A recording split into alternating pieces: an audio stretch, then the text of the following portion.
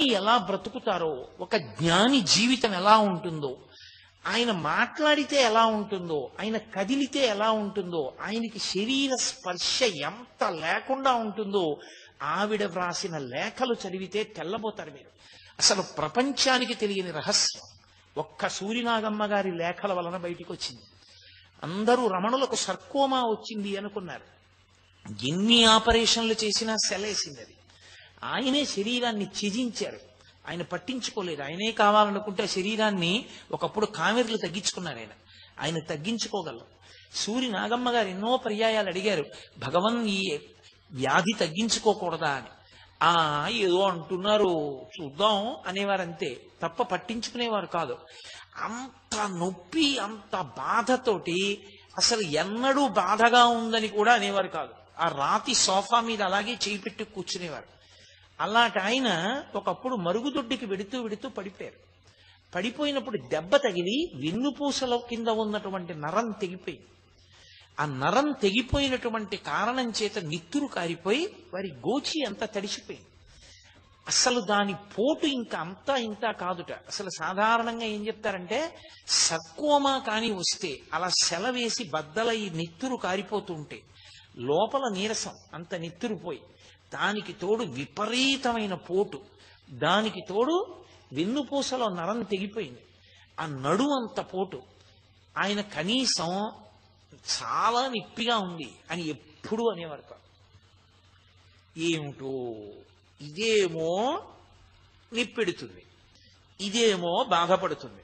డాక్టర్లను చూపించి వాళ్ళేమో తగ్గిస్తామంటారు, వాళ్ళు రేడియం సూదులు కట్టారు. ఇదేమో తగ్గనంటుంది, వాళ్ళేమో తగ్గిస్తానంటారు. చూస్తున్నాం తమాషా, ఎవరు గెలుస్తారో అనేవారు తప్ప ఇంత నిప్పెడుతోంది, నాకు నిప్పెడుతోంది అన్న మాట ఆయన ఎప్పుడు వాడలేదు. ఆయన నేను ఆత్మ, ఇది ఆత్మచేత ధరింపబడినది. సర్వకాలముల యందు ఆ సత్యమైనటువంటి నేను యందు మాత్రమే విహరిస్తుండేవారు ఆయన. అందుకే తరచుగా చెప్పేవారు, అద్దె కొంపలో ఉన్నవాళ్ళం అంటుండేవారు. అద్దె కొంపలో ఉన్న యజమాని ఎప్పుడు సొంత ఇల్లు కట్టుకుందామా అని చూస్తూ ఉంటాడు.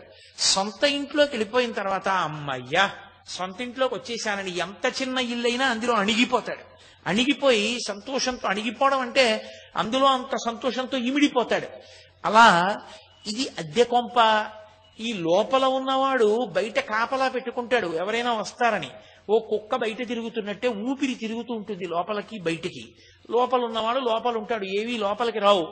బయటికి పోయేటప్పుడు ఈ కుక్కను కూడా పట్టుకుపోతాడు బయటికి. పోయిన తర్వాత లోపల ఉన్నవాడు పోయాడు లేరా అని కొంప ఖాళీగానే ఉందని ఇందులోకి చీమలు పురుగులు కూడా దూరుతాయి కదా. మరి దూరకుండా ఎలా ఉంటాయి? నేనే ఒకసారి ప్రత్యక్షంగా చూశా. మా అమ్మగారు శరీరం విడిచిపెట్టినప్పుడు ఆవిడ అంత్యష్టి సంస్కారానికి శ్మశానానికి వెళ్ళి కూర్చొని పూజ చేస్తుంటే ఇంతంత పురుగులు నా తొడల కింద చేరి ఇలా నోళ్లు విప్పి ముట్టుకుంటున్నాయి. నేను హడిలిపోయి ఇదేమిట్రా ఇన్ని చెద పురుగుల్లా పట్టేశాయని ఆ పూజ చేయిస్తున్న ఆయన వంక చూస్తే ఆయన అన్నాడు, భయపడకండి, వాటికి తెలుసు ముట్టుకుంటాయి, అవి ముట్టుకుని చెప్పేస్తాయి బతికున్నాడో లేదో. ప్రాణం పోయినవాడైతే అరగంట అయ్యేటప్పటికి శరీరం ఉండదు, ముక్కల కింద కొరికేస్తాయి. అవి అన్నీ వచ్చి ముట్టుకుంటాయి, ఎందుకంటే ఇక్కడికి వచ్చేవన్నీ శరీరాలే కదా.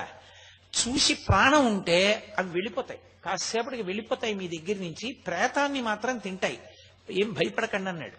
నేను అలాగే కూర్చున్నాను. వచ్చి కొద్దిగా ఇలా ముట్టుకుని ఒక్కటి కూడా కొరికేది కాదు.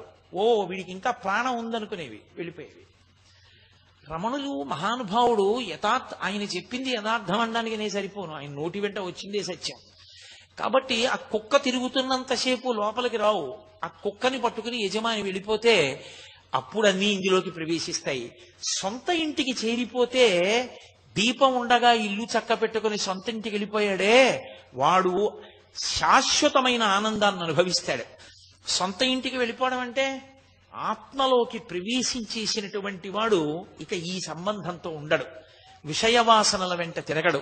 కాబట్టి నిరతిశయమైన శాంతితో ఆనందంతో ఉంటాడనేవారు. చిన్న చిన్న సందర్భాలను అడ్డుపెట్టి ఎంత అద్భుతంగా మాట్లాడేవారు. ఆయన భోజనం చేసి హాల్లోకి వస్తున్నారు ఒకసారి. పాత శిష్యులు కొంతమంది, కొత్తగా చేరినటువంటి వాళ్ళు కొంతమంది. రమణ మహర్షి దగ్గర మాకు చనువు అంటే మాకు చనువు అని దెబ్బలాడుకున్నారు.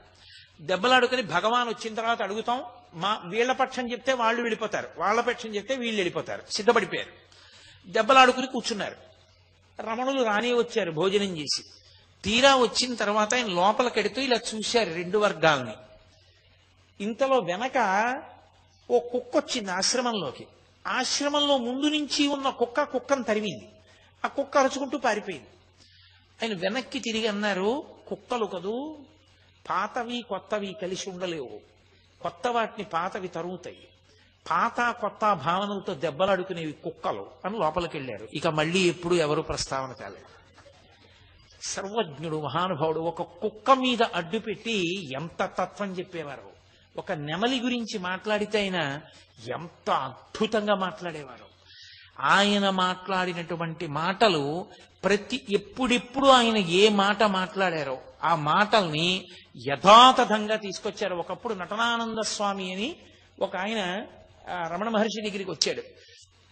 వచ్చి, నాకు మీలాగే ఈ శరీరం మీద భ్రాంతి పోయింది, సన్యాసం తీసుకుందాం అనుకుంటున్నాను, ఎందుకు వచ్చిన దిక్కుమాలిన శరీరం, ఇదేమైనా శాశ్వతమా ఏమైనానా అన్నాడు.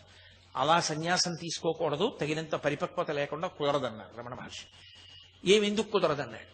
అయ్యి మీరు తీసుకోవాలా, మీరు ఒడ్డును కూర్చోవాలా, మీరు సంతోషంగా ఉండాలా, మేము మాత్రం తీసుకోకూడదా అన్నాడు ఆగ్రహంతో. ఆయన అన్నారు, నేను తీసుకునేటప్పుడు ఎవరిని అడగలేదన్నాడు.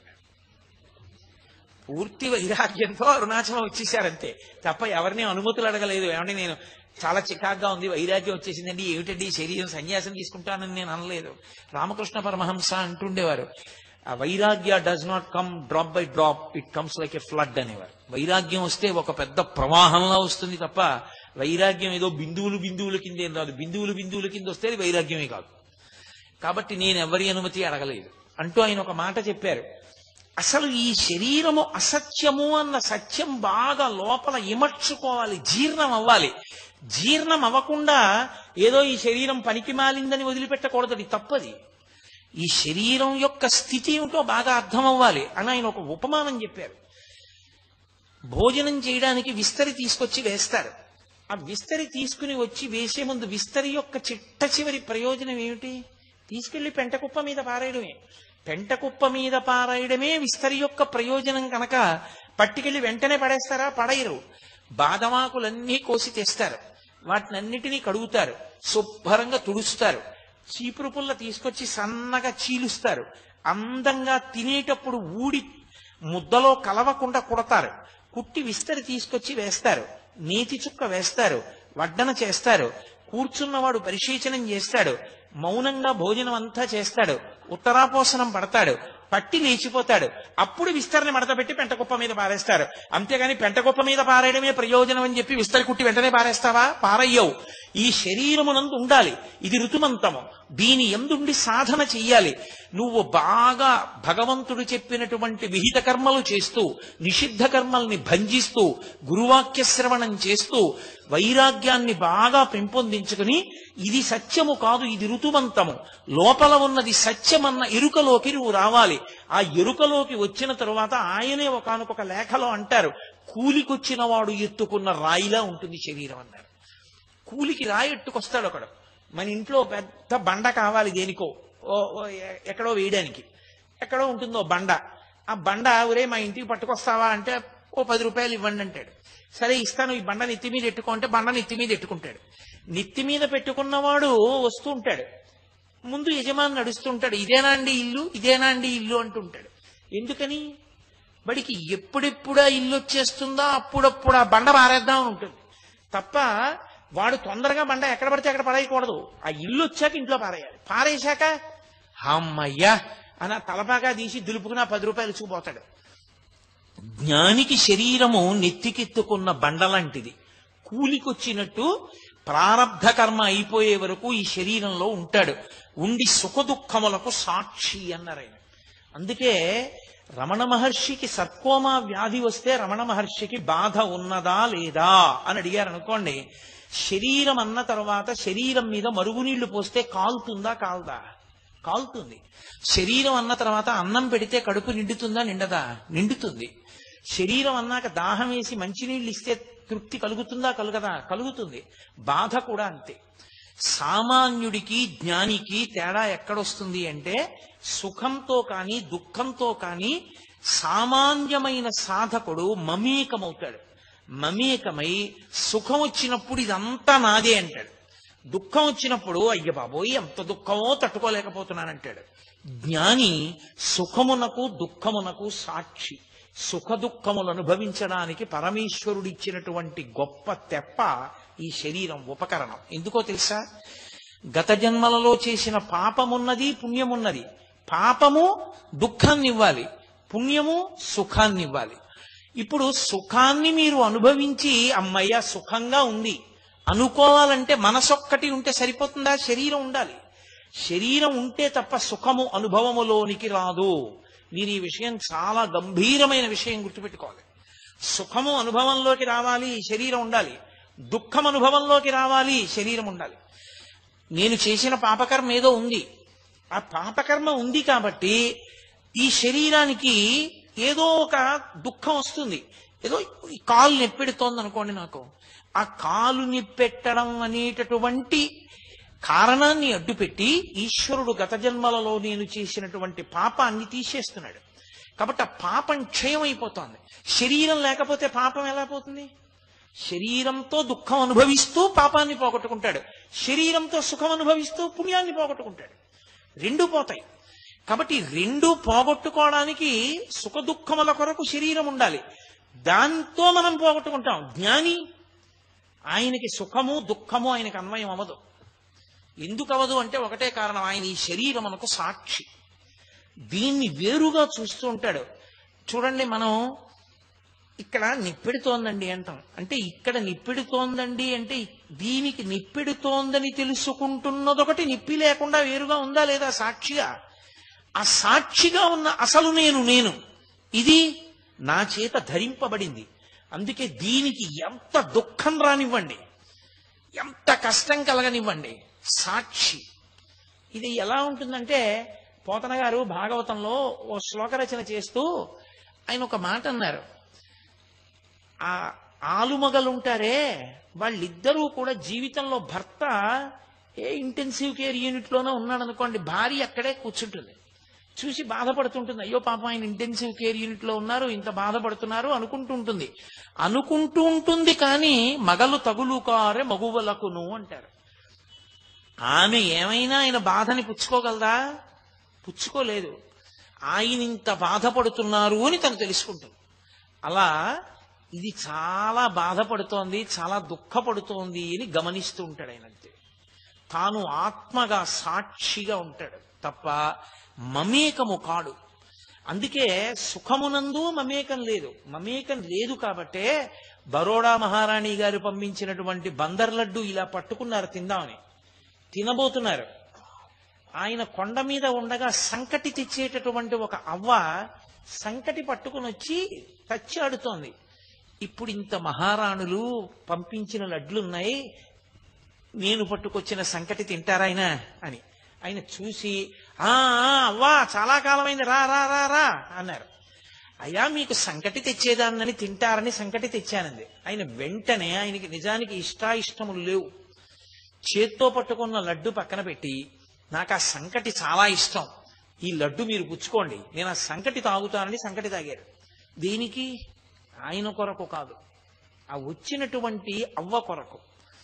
ప్రతి విషయంలోనూ సాక్షిత్వమే తప్ప అసలు సంఘం ఉండదు.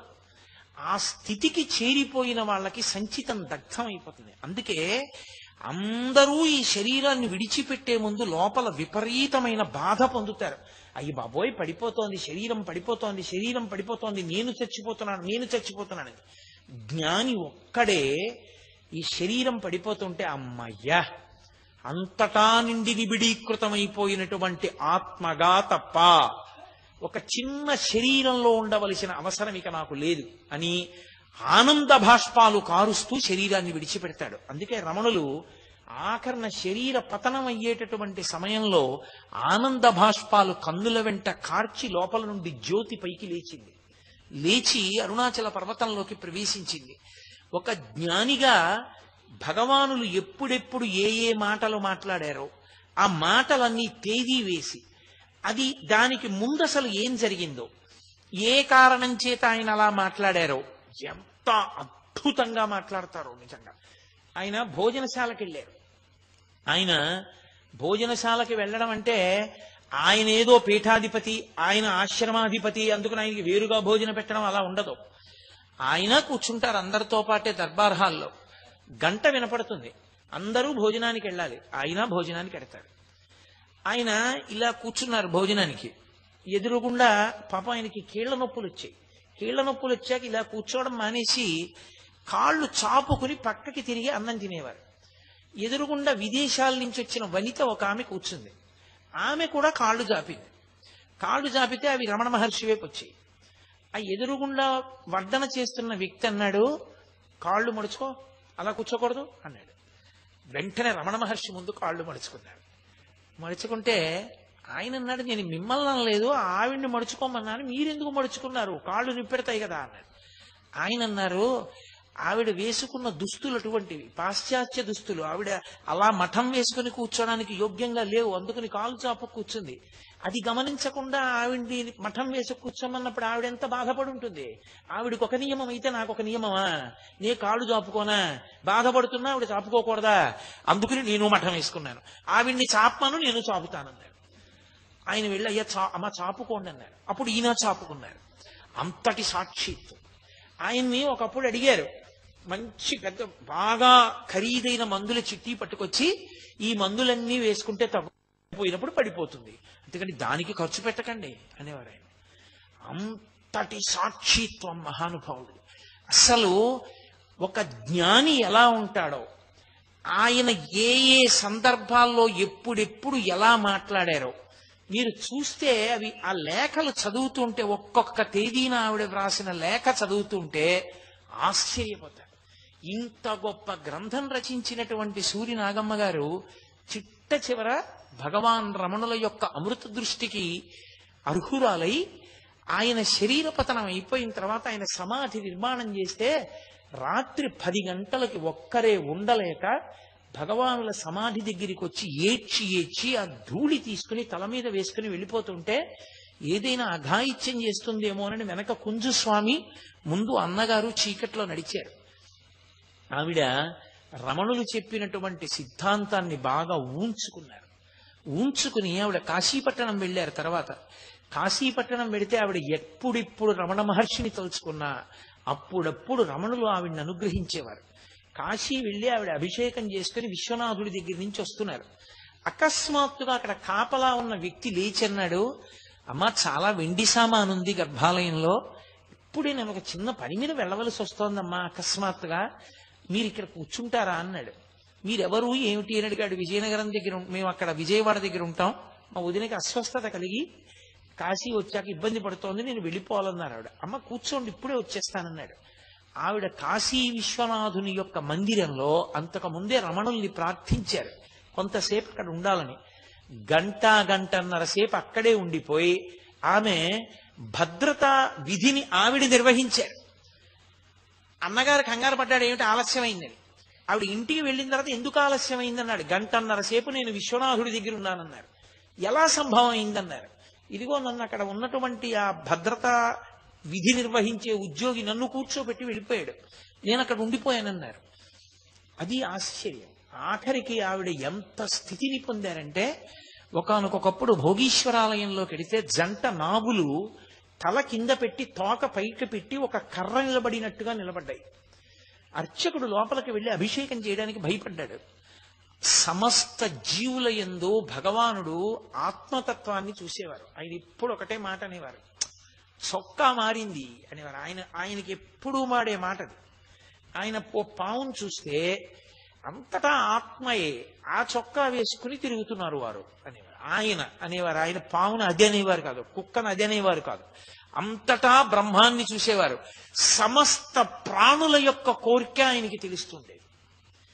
ఒక కుక్కకి ఒంటి నిండా కురుపులు వచ్చేసారు, అంత దూరంలో ఉంటే ఇక్కడికి కంపు వచ్చేది, దాని నిండా పురుగులు ఎగురుతూ ఉండేవి, ఎవరు దగ్గరికి రానిచ్చేవారు కాదు. ఆ కుక్క హాల్లో రమణ మహర్షి కూర్చునుంటే అనేక పర్యాయాలు ఆయన దగ్గరికి వెళ్ళబోతే బయట ఉన్నటువంటి వారు, ఆశ్రమం వారు దాన్ని కొట్టి బయటికి పంపించేశారు. ఒక రోజు రాత్రి 11, 12 మధ్యలో అకస్మాత్తుగా రమణ మహర్షి లేచి, నేను కొంచెం దీర్ఘశంకకి వెళ్ళవలసి ఉంది అన్నారు. అంటే వెనక ఉన్న అనుచరుడు లాంతరు పట్టుకొని వస్తున్నాడు. ఆయన కొంచెం దూరంగా లోపలికి వెళ్ళి, నువ్వు ఇక్కడ ఉండని చెప్పి లోపలికి వెళ్ళి లాంతరు పెట్టుకుని, ఎంత ఇబ్బంది పడ్డావమ్మా, నన్ను కలవాలని అన్ని మాటలు ప్రయత్నించావు, నాకు తెలుసమ్మా, చాలా బాధపడుతున్నావా, నొప్పెడుతోందా, పురుగులు కరిచేస్తున్నాయా, పర్వాలేదులే, ఉపశాంతి పొందుతావులే, అరుణాచలంలో కలిసిపోతావులే అని ఏదో మాట్లాడుతున్నారు. అర్థం కాలేదు, ఏమిటి దీర్ఘశంకని వెళ్ళిన మనిషి దేంతోనో మాట్లాడుతున్నారు, కుయ్యి కుయ్యి అని వినపడుతోంది ఏమిటి అనుకున్నాడు. దగ్గరికి వెళ్ళడం బాగుండదని ఊరుకున్నాడు. కాసేపు ఆగి ఆయన లాంతరు పట్టుకుని పైకి లేచాడు. లేచి నిలబడ్డారు. అప్పుడు గబగబా వెళ్ళాడు. ఏమిటండి ఎవరితోనో మాట్లాడుతున్నారన్నాడు. ఆ కుక్కను చూపించారు. వారు అనేక పర్యాయాలు నా దగ్గరికి రావడానికి ప్రయత్నించారు, మీరు రానివ్వలేదు. వారికి ఇప్పుడు ప్రాణోత్క్రమణం అవుతోందని తెలుసు, ఎవ్వరు లేరు. వారు ఇప్పుడు కూడా నన్ను చూడాలనుకున్నారు. అందుకే నేను వెడతానంటే వినరని దీర్ఘశంక వంక పెట్టి వచ్చాను. వారు నా తొడ మీద పెట్టుకుని ప్రాణోత్క్రమణం అయింది, వారు అరుణాచలంలో కలిసిపోయారన్నారు. అసలు నిజంగా ఒక బ్రహ్మజ్ఞాని గురించి శాస్త్రాలలో ఎలా చెప్పబడుతుందో అలా చిట్ట చివరి ఊపిరి వరకు ఆ సాక్షిత్వంతోనే ఉండి జ్యోతిగా వెళ్ళిపోయి అరుణాచలంలో కలిసిపోయినటువంటి భగవాన్ రమణులు ఎప్పుడు నోరు విప్పి ఏది మాట్లాడినా అది జగత్తుకి సందేశం తప్ప ఆయన తన కొరకు తానని ఈ జీడిపప్పు పట్టండి అని కూడా ఆయన అనేవారు కాదు. ఆయన సంకల్ప సిద్ధుడు. ఒక మాట ఆయన అంటే అయిపోవలసిందే. ఆయన నెమళ్ళకి పావురాయిలకి జీడిపప్పులు పెట్టేవారు, ఉడతలకు కూడా. ఆయన ఒంటి నిండా పాకుతుండేవి ఉడతలు, వాటన్నిటికీ జీడిపప్పు పెట్టేవారు. ఆ జీడిపప్పు పెడుతున్న రోజుల్లో ఒకసారి కబురు చేశారు, కొద్దిగా జీడిపప్పు ఇమ్మని. జీడిపప్పు అయిపోయింది, ఉన్నది పాయసంలో వేస్తామన్నారు. ఆయన అన్నారు, ఓహో జీడిపప్పు మనకి పాయసంలోకి, ఉడతలకి జీడిపప్పు లేదనమాట. సరే, ఈసారి వచ్చినటువంటి బస్తా జీడిపప్పు ఈ ఉడతలది, మీ పాయసాల్లో వేసుకోకండి అన్నారు. అలా అనగానే ఒక వ్యక్తి బండిలో ఎవరో బలానా ఊళ్ళో ఆయన పంపించాడు, ఈ బస్తా జీడిపప్పును ఉంచుకోమన్నారని చెప్పి దింపి తీసుకొచ్చాడు. ఓసారి కరక్కాయలు అలాగే జరిగాయి. కరక్కాయలు అయిపోయాయి అన్నారు. ఓ కరక్కాయలు అయిపోయాయా, ఈశ్వరుడే చూస్తాడులేండి అన్నారు. కరక్కాయలు బస్తాలు పెడుతున్నటువంటి బండిలో బస్తాలకి కన్నాలు పడి కరక్కాయలు కింద పడ్డాయి. పళనిస్వామి కరక్కాయలన్నీ ఏరుకుంటూ సంచిలో వేసి పట్టుకొచ్చాడు. ఆయన నోటి వెంట ఒక మాట అంటే అయిపోయేదంతే. కూర్చుని ఇలా తవ్వితే రమణ బాగా వచ్చేసిందంతే. పరబ్రహ్మమై నిలబడ్డారు ఒక గురువుగా. ఆయన నోటి వెంట వచ్చినటువంటి మాటలు వినకపోతే అసలు మనుష్య జీవితానికి సార్థకత లేదు. ఒక మనిషి జీవితానికి సార్థక్యం ఎప్పుడు అంటే గురువాక్య శ్రవణము చేతనే. మహాజ్ఞాని అయినటువంటి భగవాన్ రమణుల నోటి వెంట వచ్చిన మాటలు అతి సాధారణమైనటువంటి తెలుగు భాషలో చదువుకోవడానికి అవకాశం ఇచ్చి రచన చేసే తన జీవితాన్ని పండించుకుని కొన్ని కోట్ల మంది జీవితాల్ని పండించిన భాగ్యశాలి సూర్యనాగమ్మ గారు. ఆ తల్లి కాపరం చేసిందే లేదు, ఆజన్మ బ్రహ్మచర్యం. 11వ ఏటనే భర్త చనిపోయాడు. అయినా సరే ఆవిడ రమణ మహర్షిని అనుగమించి తన జీవితాన్ని ధన్యం చేసుకుని అటు సూర్యవంశం వారిని తరింపచేశారు, ఇటు తన పుట్టింటి వారైనటువంటి దోర్బల వారిని తరింపచేశారు. ఆధునిక యుగంలో స్త్రీలు రచన చేసినటువంటి వాంగ్మయంలో అద్భుతమైనటువంటి భక్తి వాంగ్మయం మీకు కనపడేది యోగసారం దగ్గర నుంచి ప్రతి విషయాన్ని రచన చేసిన మహాతల్లి తరిగొండ వెంగమాంబ గారు. మళ్ళీ భగవాన్ రమణ నోటి వెంట వచ్చిన ప్రతి విషయాన్ని అన్నయ్య గారికి ఉత్తరాలు రాసి రమణాశ్రమ లేఖలు అన్న పుస్తకాల రూపంలో లోకానికంతటికీ అందించినటువంటి మహాతల్లి సూర్యనాగమ్మ గారు. అంత గొప్ప తల్లి. కాబట్టి ఇవాళ నేను కేవలం సూర్యనాగమ్మ గారు రమణ మహర్షి ఆశ్రమ జీవితము, ఆమె ప్రత్యేకించి ఆమె లేఖల ద్వారా ఈ జాతికి చేసినటువంటి మహోత్కృష్టమైనటువంటి సేవ, ఈ విషయానికి మాత్రమే కట్టుబడి మాట్లాడాలి అని నేను అనుకున్నాను. వాటి ప్రయోజనాన్ని గుర్తించి తదనంతర కాలంలో ఆ పుస్తకాలు ఇంగ్లీష్లో కూడా ట్రాన్స్లేట్ అయ్యాయి. ఇప్పుడు ఆ పుస్తకాలు ప్రపంచవ్యాప్తంగా కొన్ని కోట్ల మంది చదువుతున్నారు. అంత గొప్ప పుస్తకం. మీరు ఎదర రమణాశ్రమానికి యాత్ర చెయ్యబోతున్నారు కనుక వచ్చేటప్పుడు ప్రతి వాళ్ళు తప్పకుండా 2 పుస్తకాలు తెచ్చుకునే ప్రయత్నం చేయండి. ఆ 2 పుస్తకాలు చదవకపోతే అసలు మీకు జీవితంలో ఏదో ఒక గొప్ప విషయాన్ని తెలుసుకోవడంలో మీరు వైక్లభ్యం పొందినట్టు. కృష్ణ భిక్షు గారు రచించినటువంటి శ్రీ రమణ లీల, సూరి నాగమ్మ గారు రచన చేసినటువంటి రమణాశ్రమ లేఖలు, ఈ 2 పుస్తకాలు తెచ్చుకొని మీ ఇంట్లో ఉంచుకొని మీరు చదవండి. నన్ను నమ్మండి, ఆ 2 పుస్తకాలు చదివిన తర్వాత మీకు తెలియకుండా మీరే ఎంత ప్రశాంతత పొందుతారో మీకు తెలుస్తుంది. మీ జీవితంలో ఎన్ని విషయాల్లో మీకు ఒడిదుడుకులు పోతాయో, ఎంత ప్రశాంతంగా మీరు ఉండగలిగినటువంటి స్థితిని పొందుతారో, ఎన్ని విషయాలు మీకు అనుభవంలోకి వస్తాయో. మీకు తిరువన్నామలైతో ఒక గొప్ప ముడి ఏర్పడి, స్మరణాత్ అరుణాచలే అంటే ఏదో బలవంతంగా స్మరించడం కాదు, అరుణాచలం ఎప్పుడూ స్మరణలోకి వచ్చేటట్టు చెయ్యగలిగిన గ్రంథాలు ఆ గ్రంథాలు. అంత అద్భుతమైనటువంటి గ్రంథాలు. ఆ 2 పుస్తకాలు తెచ్చుకోండి. కాబట్టి నా ఉపన్యాసాన్ని నేను ఇవాళ ఇక్కడితో ముగించేస్తున్నాను. కారణం ఏమి అంటే, ఇవాళ పద్మశ్రీ శోభానాయుడు గారు సభలోనికి వచ్చారు. ఆ తల్లి రావడం బహు ముదావహం. ఆ జ్ఞాని యొక్క జీవితంలో ఆశ్చర్యకరమైన సందర్భాలు కొన్ని ఉంటాయి. అన్నిటికన్నా మనకు అసలు అర్థం కాని విషయాలు కొన్ని ఉంటాయి. మీకు రమణాశ్రమ లేఖల్లోనే కనపడుతుంది. కింద తిరువన్నామలైలోంచి ఇంట్లో పెద్దవాళ్ళని అడిగి బిస్కెట్లును చాక్లెట్లు కొనుక్కుని పిల్లలు కొండెక్కేవారు. కొండెక్కి విరూపాక్ష గుహలో ఉన్న రమణ మహర్షిని పిలిచేవారు. ఆయన వెళ్లి వాళ్ళందరి మధ్యలో కూర్చునేవారు. కూర్చుంటే వాళ్ళందరూ ఆయనకి బిస్కెట్లు బిళ్ళలు పెట్టేవారు. మహామహులు పిలిస్తే వెళ్లి తిననటువంటి మహర్షి వాళ్ళందరితో కూర్చుని వాళ్ళు ఇచ్చిన బిస్కెట్ ముక్కలు తినేవారు, వాళ్ళు ఇచ్చిన బిళ్ళలు తినేవారు. తిని వాళ్ళతో కలిసి ఆడుకుంటుండేవారు. వాళ్ళ వాళ్ళ మాటలు వాళ్ళ వినోదం చమత్కారంగా ఉంటుంది. ఓసారి ఓ పెద్ద ఆయన వచ్చి విరూపాక్ష గుహకి ఆయన మట్టి అలదుకుంటున్నారు. గుహ గోడకి మట్టి ఒత్తుతుంటే ఆయన వచ్చి ఇక్కడ స్వామి ఎవరని అడిగాడు. నాకు తెలియదు, అటేటో పోయాడు అన్నాడు. ఆయనే రమణులు. కిందకి వెళ్ళిపోయాడు. 3 రోజులు వచ్చాడు. 3 రోజులు ఈయన గోడకి మట్టి మెత్తుతున్నారు. ఈయన్ని చూసి స్వామి ఎవరని అడిగేవాడు, అడుపోయాడు అనేవాడు, వెళ్ళిపోయేవాడు. 3వ రోజు కిందకి వెళ్ళిపోతుంటే ఇచ్చమ్మాళ్ళు కనపడింది. ఆవిడే మహాతల్లి. 38 సంవత్సరముల పైచిలకు రమణ మహర్షికి అన్నం పెట్టింది. శరీరం వదిలిపెట్టి కోరిక తీరక రమణ మహర్షి ఆశ్రమంలో గోవు అయింది. ఆవిడ సంతతే ఎన్ని గోవులున్నాయో ఇప్పటికీ గోశాలలో. ఆఖరణ రమణ మహర్షి యొక్క తొడ మీద తల పెట్టి ఆఖరి ఊపిరి విడిచిపెట్టి అరుణాచలంలో కలిసిపోయి ఒక సన్యాసికి ఎలా స్థాపితం చేస్తారో అలా చేశారు రమణాశ్రమంలో ఆ గోవుకి. ఇప్పటికీ మీరు లోపలికెడితే కనపడుతుంది. అది వల్లి ది డీర్ అని కనపడుతుంది. ఒక జింక, వీటన్నిటికీ సమాధులు కనపడతాయి. భగవాన్ రమణులు స్వయంగా కట్టించారు. ఆ పిల్లలతో ఆయన ఆడుకుంటుండేవారు. పైన చూసిన వాళ్ళు తెల్లబోయేవారు.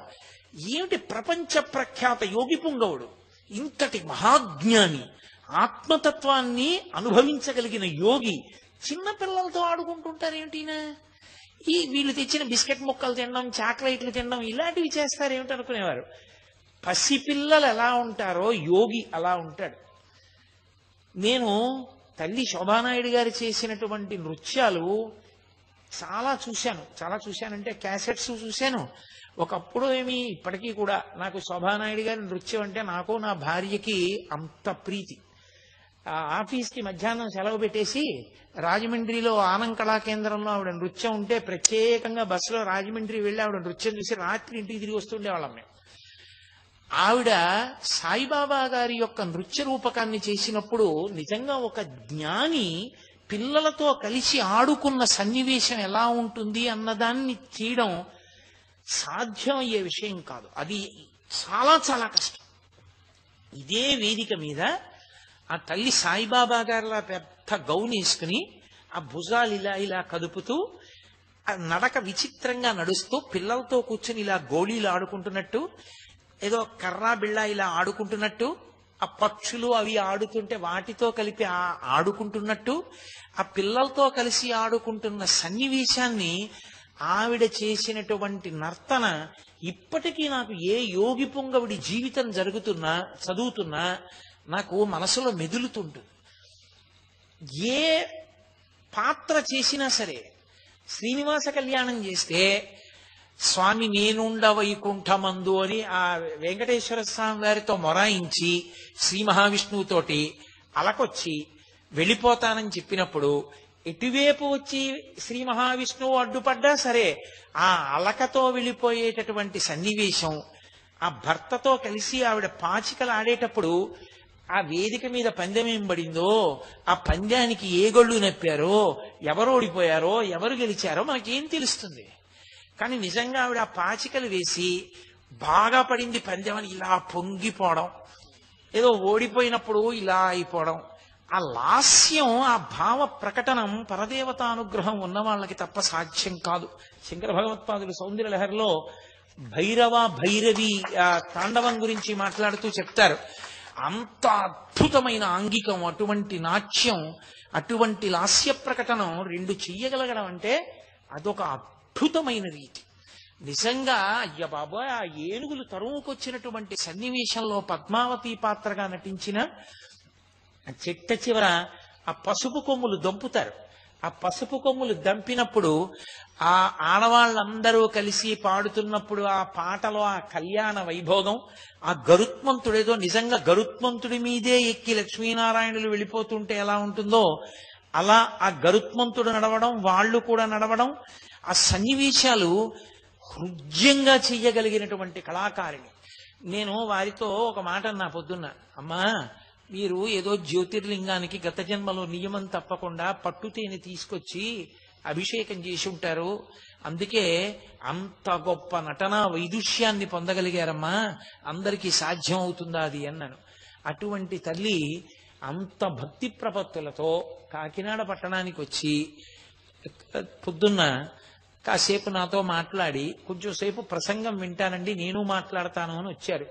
ఆవిడ పద్మశ్రీ బిరుదాంకితురాలు, దేశ విదేశాల్లో అపారమైనటువంటి ఖ్యాతి కన్న తల్లి. శోభానాయుడు గారి పేరు చెప్తే తెలియనటువంటి వాళ్ళు లేరు. ఆవిడ ఒక్క డాన్స్ రిసైటల్ ఇస్తే, ఇప్పుడు హైదరాబాద్ పోలీస్ కమిషనర్ గా ఉన్నారు కేఏ ఖాన్ గారు, ఆయన విశాఖపట్నం పోలీస్ డిపార్ట్మెంట్ లో ఎస్పీగా ఉన్న రోజుల్లో ఆవిడ డాన్స్ చేస్తే ఆయన ఒక మాట చెప్పారు, నేను కాలేజీలో చదువుకున్న రోజుల నుంచి కూడా శోభానాయుడు గారి నృత్యం చూస్తుండేవాడిని. అన్ని కోట్ల మంది ఆవిడ నృత్యాన్ని ఆరాధిస్తారు. అంత గొప్ప గురువు, ఎంతమంది శిష్యులను తయారు చేశారు. అటువంటి స్థితిని పొందిన వ్యక్తి నేను ఏ పాటి వాడిని, ఏవో పుస్తకాల్లో ఉన్న 4 విషయాలు చదివి ఏవో కాలక్షేపానికి సాయంకాలం పూట సమయం వృధా అవ్వకూడదు అని చెప్పి భగవంతుడి గురించి 4 మాటలు చెప్పి బతికేవాడిని. కానీ నా మీద అంత గౌరవాన్ని పెంచుకుని మీరు చెప్పే మాటలు శ్రద్ధగా వింటాను అని ఆవిడ చెప్పినప్పుడు నేను చాలా తెల్లబోయాను. ఆవిడ అంత ప్రేమతో వచ్చి సభలో కూర్చున్నారు. ఆవిడ మాట్లాడతాను అని అడిగినప్పుడు ఆవిడికి అవకాశం ఇవ్వడం మనందరి విద్యుక్త కర్తవ్యం. అంత గొప్ప కళాకారిణి. నేను ఎప్పుడో పేపర్లో అనాలిసిస్ చదువుతూ ఒకటి చదివా, సచిన్ టెండూల్కర్ లో క్రికెటర్ ని చూస్తారు అందరూ, సచిన్ టెండూల్కర్ లో ఉండేటటువంటి వ్యక్తిత్వాన్ని చూడరు. 100వ సెంచరీ కొట్టవలసిన సమయంలో 94 రన్స్ దగ్గర అవుట్ అయిపోతే ముఖంలో ఏ విధమైన డిసప్పాయింట్మెంట్ లేకుండా చాలా సంతోషంగా హుందాగా బ్యాట్ పట్టుకుని వెళ్ళిపోగలిగినటువంటి ద్వంద్వాతీత స్థితిని పొందినటువంటి గొప్ప వ్యక్తిత్వం ఉన్న క్రికెటర్ అని రాశాడు. అలా అంత తారాస్థాయిలో కీర్తి గణించినటువంటి వ్యక్తి ఒక సామాన్యుడు చెప్పేటటువంటి ఉపన్యాసాలకి అంత శ్రద్ధ చూపించి ఆవిడ అంత భక్తి గౌరవాలతో వచ్చి కూర్చున్నందుకు ఆవిడికి నాకు హృదయపూర్వకమైనటువంటి కృతజ్ఞతాభివందనములను ఆవిష్కరిస్తూ ఇవాల్టి ప్రసంగాన్ని ఈ కారణం చేత త్వరగా ముగిస్తున్నాను. కానీ నాదొక్క కోరిక, నా ఎడం వైపు ఉన్న సంభారములను చూస్తే నాకు కించిత్ భయంగా ఉంది. సుబ్బారావు గారు, ఎక్కువ అస్త్రాల్ని సామాన్యమైన వీరుడు తట్టుకోలేడు, అలా వాటిని నా మీద మాత్రం మీరు దయచేసి ప్రయోగించవద్దు. ఈ మాటలు చెప్తూ ఇవాల్టి ఉపన్యాసాన్ని పూర్తి చేస్తున్నాను.